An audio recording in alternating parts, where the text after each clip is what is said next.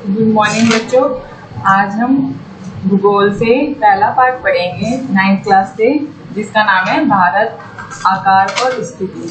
इसमें हम भारत के आकार के बारे में पढ़ेंगे और उसकी स्थिति के बारे में पढ़ेंगे कि जो भारत है वो किस तरह, उसका जो बनावट है वो किस तरह की है और उसमें उसकी स्थिति भी कैसी है। तो भारत जो है बेटा वो विश्व की प्राचीनतम संस्कृतियों में से एक माना जाता है। जो पिछले 5 दशकों में से भारत ने सामाजिक आर्थिक रूप में जो है कृषि उद्योग तकनीकी आर्थिक विकास में जो है बहुत ज्यादा प्रगति हासिल की है। भारत का विश्व इतिहास में महत्वपूर्ण योगदान है। लगभग 2 बराबर भागों में बांटती है जो भारत का इतिहास है। तो देखो बेटा, अब हम भारत की स्थिति पढ़ेंगे कि भारत की जो स्थिति है वो किस तरह की है। स्थिति का मतलब क्या होता है? स्थिति का मतलब क्या होता है? उसकी अवस्था, उसकी अवस्था कैसी है। जैसे पृथ्वी की जो हमारी अवस्था है वो किस तरह से। तो ये देखो, ये जो है पृथ्वी है हमारा पूरा, ठीक है। तो इसमें भारत जो है एक विशाल देश है, ठीक है। ये उत्तरी गोलार्ध में स्थित है। जो भारत है वो उत्तरी गोलार्ध में स्थित है, ये ना उत्तर 4 दिशाएं होती है ना, ये उत्तरी गोलार्ध में स्थित है। ये पूरा पश्चिम उत्तर दक्षिण होता है ना, उसी तरह से। देखो चित्र 1.1 में देखो, ये आपका मैप है, इसमें देखो ये उत्तरी अमेरिका हो गया आपका। ये जो है, ये जो नीला नीला दिख रहा है ये प्रशांत महासागर हो गया, ये अंटार्कटिक महासागर हो गया, ये दक्षिण अमेरिका ये आपका। इस तरह से आपको इसको भी नोटबुक में बनाना है। अब भारतीय संघ जो है राज्य का सबसे दक्षिणी बिंदु है, जो इंदिरा बिंदु जिसको कहा जाता है। ये सन 2004 में सुनामी लहरों के कारण समुद्र में जलमग्न हो गया था, इसीलिए। अब हम पृथ्वी का आकार जानेंगे कि आकार कैसा होता है। आकार मतलब क्या होता है? बनावट। पृथ्वी की जो बनावट है वो किस तरह की है।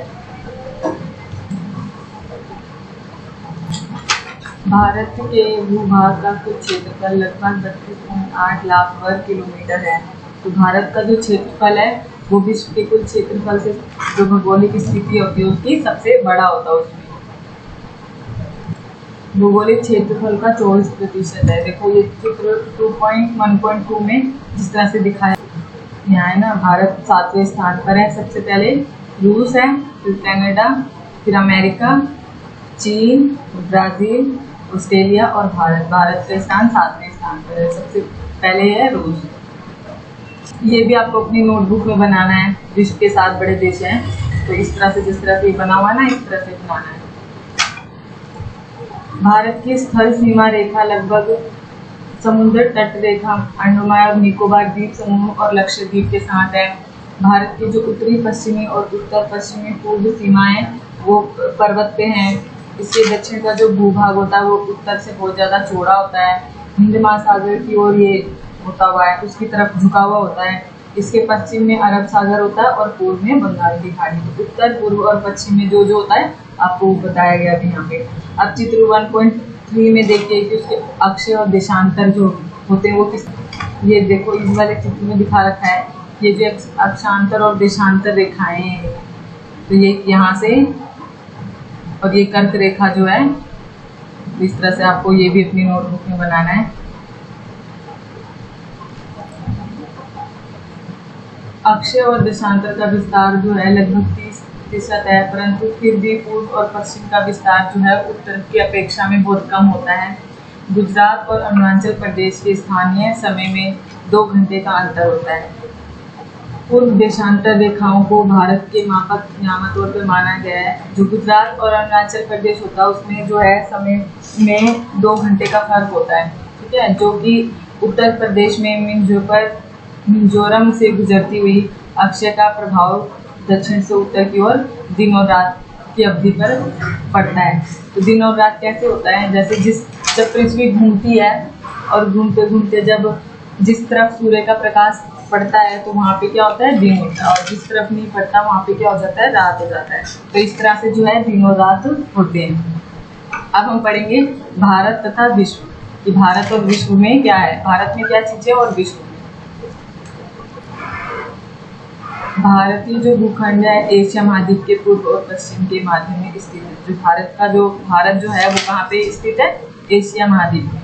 भारतीय भूभाग एशिया महाद्वीप का दक्षिण विस्तार है। हिंद महासागर जो है वो कहाँ है? पश्चिम में। यूरोप देशों में एशियाई देशों को मिलाता है। भारत को केंद्रीय स्थिति प्रदान करता है। दक्षिण का जो पठार है वो हिंद महासागर में फैला हुआ है और पश्चिम एशिया, अफ्रीका, यूरोप के देशों के साथ साथ एशिया के देशों से भी माध्यम से निकटतम संबंध बनाए हुए हैं। हिंद महासागर में किसी भी देश की तटीय सीमा भारत जैसी नहीं है। जो हिंद महासागर होता है उसकी जो सीमा होती है वो भारत जैसी, किसी भी जो देश है, कोई भी देश, उसकी जो सीमा है वो भारत जैसी नहीं है, क्योंकि जो भारत है, भारत की इस महत्वपूर्ण स्थिति का कारण है महासागर का नाम, इसीलिए इसका जो है नाम जो है महासागर पे रखा गया है। भारत का विश्व के देशों के साथ जो है युगों से संपर्क है, परंतु जो ये संबंध है जल मार्ग के की अपेक्षा जो है ये भूमार्ग के से ज़्यादा होता था। यात्री जो थे प्राचीन काल में भारत आए थे, जबकि समुद्री मार्ग बहुत समय तक ज्ञात नहीं था, समुद्र के जो रास्ते थे वो पता नहीं था, तो जो व्यापार होता था वो भूभाग से ही होता था। इन मार्गों से प्राचीन समय से विचारों और वस्तुओं का जो आदान प्रदान होता था। भारत का जो पश्चिमी जो दूसरे पड़ोसी देशों के साथ जो व्यापार होता था, तो वो जो है पहले तो जब उनको जल मार्ग का रास्ता नहीं पता था तो भूभाग से होता था, और जब जल मार्ग का रास्ता पता लगा तो फिर वो उससे होने लग गया कि तो फिर वो भारत से जो है सस्ते दामों में मसाले, कपड़े ये सब लेके जाते थे और वहाँ पे दूसरे देशों में उच्च दाम पे बेचा करते थे। तो देखो आप इस वाले मैप में बताया गया, ये जो काले वाला जो डार्क सा लाइन दिखा रखा है ना, ये तो भूमार्ग है, और ये जो ऐसे डॉट डॉट से दिखा रखा है ना, ये जल मार्ग दिखा रखा है कि यहाँ से जो है जल मार्ग के द्वारा जो व्यापार होता था दूसरे देशों से। अब भारत और उसके पड़ोसी देशों के बारे में जानेंगे। ये वाला मैप है, ये भी आपको अपनी नोटबुक में ऐसे फिल करके लगाना है।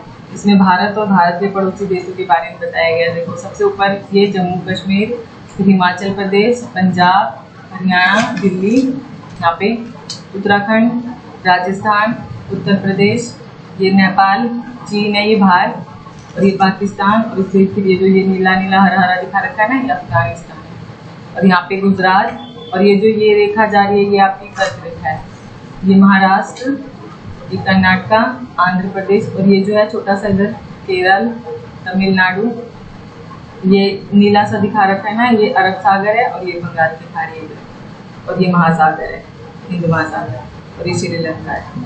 तो इस तरह से आपको अपनी नोटबुक में लगाना है, चिपकाना है इसको बना के। दक्षिण में समुद्र पार हमारे पड़ोस के दो द्वीप समूह होते हैं, श्रीलंका और मालदीव। भारत और श्रीलंका के बीच में छोटा सा समुद्र रास्ता होता है जिसे जल संधि कहा जाता है। ठीक है, तो इस तरह से जो है ये आपका चैप्टर कंप्लीट हो गया है। अब इसके क्वेश्चन आंसर करेंगे। कर्क रेखा किस राज्य से गुजरती है? उड़ीसा से। भारत का देशांतर कौन सा होता है? ये उत्तराखंड उत्तर प्रदेश में जो है ये आपको यहाँ पे नेपाल, यहाँ पे लक्षद्वीप, और इसमें भी ताजिकिस्तान। अब इसके क्वेश्चन आंसर करने हैं आपको। भारत, अरब सागर तथा बंगाल की खाड़ी में स्थित द्वीप समूह के नाम बताइए। दक्षिण में कौन कौन से द्वीपीय देश हमारे पड़ोसी देश हैं? अरब सागर में लक्षद्वीप और बंगाल की खाड़ी में अंडमान और निकोबार द्वीप समूह, और दक्षिण में श्रीलंका तथा मालदीव हमारे द्वीपीय देश हमारे पड़ोसी हैं। अब आपका लिखा उन देशों के नाम बताना है जो क्षेत्रफल में भारत से बड़े हैं। तो वो अभी हमने बताया था ना ग्राफ में, जो भारत से बड़े हैं, रूस, कनाडा, अमेरिका, चीन, ब्राज़ील और ऑस्ट्रेलिया। अब हमारे उत्तर पश्चिम, उत्तरी तथा उत्तर पूर्व पड़ोसी देशों के नाम बताने हैं। जो उत्तर में, जो पश्चिम में हो, उत्तर पश्चिम में जो होते हैं बड़े हैं उनका नाम बताना है। तो हमारे पाकिस्तान, अफगानिस्तान, चीन, नेपाल, भूटान, बांग्लादेश। अब भारत में किन किन राज्यों से कर्क रेखा गुजरती है उनके नाम बताने हैं। कर्क रेखा गुजरती है मध्य प्रदेश से, छत्तीसगढ़ से, झारखंड से, पश्चिम बंगाल से, त्रिपुरा और मिजोरम से। अब सूर्य उदय का बताना है। अरुणाचल प्रदेश के भाग में गुजरात की अपेक्षा 2 घंटे पहले क्यों होता है, जबकि दोनों राज्यों में एक ही समय में जो घड़ी होती है वो एक ही समय दर्शाती है। गुजरात और अरुणाचल प्रदेश में समय का 2 घंटे का अंतर होता है। गुजरात की अपेक्षा जो होता है अरुणाचल प्रदेश में सूर्य 2 घंटे पहले उदय होता है, किंतु दोनों राज्यों में जो है घड़ी एक ही टाइम बताती है, लेकिन उनका जो अक्षांश होता है वो घूमने में 4 मिनट का समय लेता है। तो इसीलिए जो है 15 मिनट का जो 1 घंटे का अंतर हो जाता है उसमें। तो भारतीय अक्षांश जो है वो 30, वो इसलिए देश के सबसे पूर्वंती और पश्चिमी भाग में 2 घंटे का अंतर हो जाता है। भारत के सभी भागों में घड़ियां एक ही समय दिखाती हैं, क्योंकि जो भारतीय मापक होते हैं वो अपने अक्षय के अनुसार निर्धारित किए गए समय पे ही घूमती हैं। तो बस वही है कि जो 4 घंटे का जो समय लगाते हैं अक्षांश घूमने के समय पे भी, इसलिए जो है अरुणाचल प्रदेश में और गुजरात में 2 घंटे का अंतर हो जाता है। उसी तरह से आपको ये चौथा क्वेश्चन करना है कि हिंद महासागर में भारत की केंद्रीय स्थिति से इसे किस प्रकार से लाभ पहुंचता है। जो भारत हिंद महासागर है वो भारत की केंद्रीय स्थिति को कैसे लाभ पहुंचाता है ये बताना है आपको। तो भारतीय भूखंड पूर्वी और पश्चिमी केंद्र के स्थिति में है, जो भाग एशिया महाद्वीप से जुड़ा है। तो जो व्यापार होता है एक देश से दूसरे देश से, तो दक्षिण प्रयागी भाग हिंद महासागर के अंदर दूर तक चला जाता है, जिससे भारत के पश्चिम तट से पश्चिम एशिया, अफ्रीका और यूरोप तथा दक्षिण एवं पूर्वी तट से एशिया के देशों के साथ नजदीक संबंध में बनाने में मदद करता है। फिर और दूसरा है एक सामान का आदान प्रदान होता है एक देश से दूसरे देश से जल और स्थल मार्ग से। उत्तर में पूर्व के आर पार जाने वाले विभिन्न दरों में प्राचीन यात्रियों का आने जाने का मार्ग मिलता है। उपनिषद, रामायण, पंचतंत्र की कहानियां, भारतीय अंकों और दशमलव प्रणाली संबंधित विचार इसी माध्यम से विश्व के अन्य भागों में पहुंचता है। इस तरह से आपका ये चैप्टर कंप्लीट हो गया है और ये क्वेश्चन आंसर भी आपको अपनी नोटबुक में लिखना है और याद करना है।